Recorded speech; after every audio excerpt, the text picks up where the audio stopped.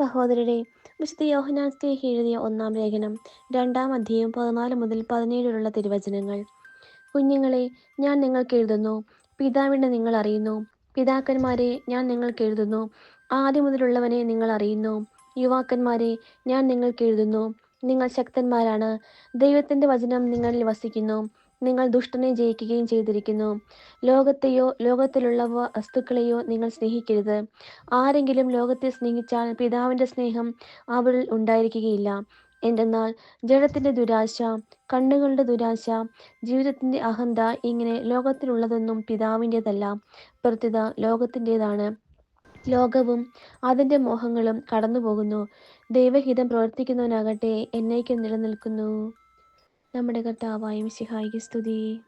സഹോദരരെ, വിശുദ്ധ മർക്കോസ് എഴുതിയ സുവിശേഷം 10-ാം അധ്യായം 13 മുതൽ 16 വരെയുള്ള തിരുവചനങ്ങൾ. അവൻ തൊട്ട് അനുഗ്രഹിക്കുന്നതിന് വേണ്ടി ശിശുക്കളെ അവൻ്റെ അടുക്കൽ അവർ കൊണ്ടുവന്നു.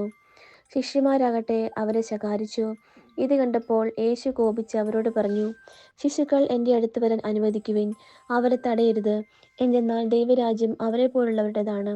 സത്യമായി നിങ്ങളോട് പറയുന്നു, ശിശുവിനെ പോലെ ദൈവരാജ്യം സ്വീകരിക്കാത്ത ആരും അതിൽ പ്രവേശിക്കുകയില്ല. അവർ ശിശുക്കളെ എടുത്ത് അവരുടെ മേൽ കൈകൾ വെച്ച് അനുഗ്രഹിച്ചു. നമ്മുടെ കർത്താവായ മിശിഹായ്ക്ക് സ്തുതി.